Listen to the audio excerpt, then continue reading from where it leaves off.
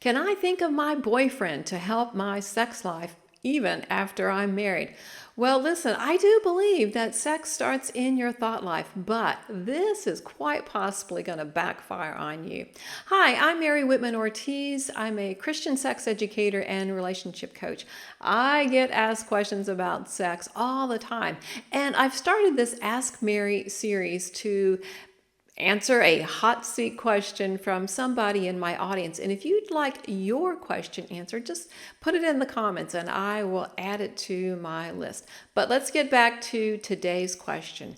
Can I think of my old boyfriend to help my sex life even after I'm married?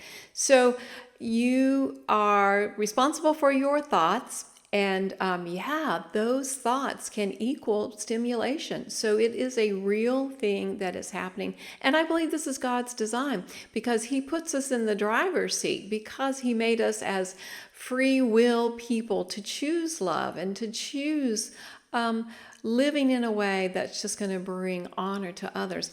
But there will be repercussions, and here's 5 of them I want you to consider if you're being tempted to have those thoughts about an old boyfriend.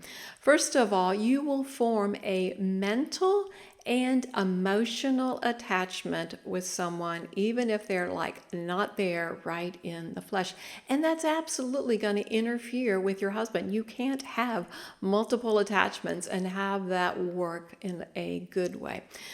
Second repercussion, when you fantasize, you magnify things, you glorify things, you hyper focus on things, and they're not real. And when you open yourself up to that, you have opened yourself up to a lot of deception. So definitely a slippery slope there.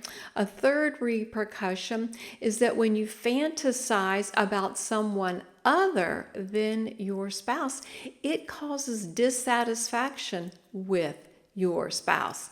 And that dissatisfaction, it can lead to resentment and to distance. And then by that point, your whole marriage is hijacked. So if you think, oh, I'll just have a few little sexy thoughts and it won't do anything, you're wrong. It will do a lot. A fourth repercussion is that fantasizing when you're going over in your mind activities, a certain person, not your spouse, it ends up becoming a crutch for sex that you have to fantasize before you can engage because that's what you've programmed yourself to do. And it eliminates what I call the dance because there is this beautiful give and take between husbands and wives when they want their intimacy to be amazing. And you want to be able to listen. You want to be able to follow their lead. You want to choose all of the activities so you are alive in the moment with this person that you pledged yourself to during your wedding vows. And then a fifth thing for you to consider that's a repercussion. Anytime you invite a third person into your sexual intimacy as a married person, then you're breaking covenant because that was never God's design.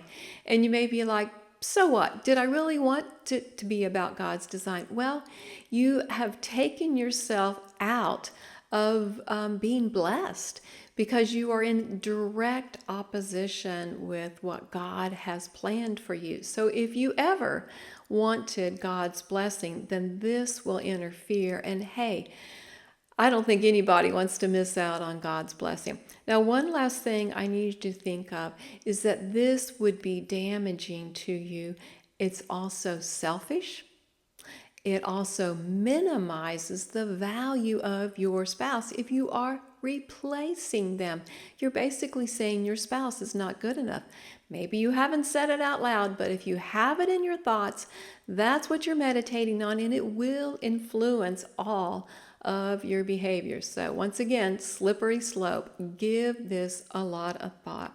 And maybe it's just difficult. You haven't had some of these talks with your spouse, and it's time. It's probably past time. So listen, I have a book, and it's Why Can't I Talk to Him About Sex? I actually have the companion book, Why Can't I Talk to Her About Sex?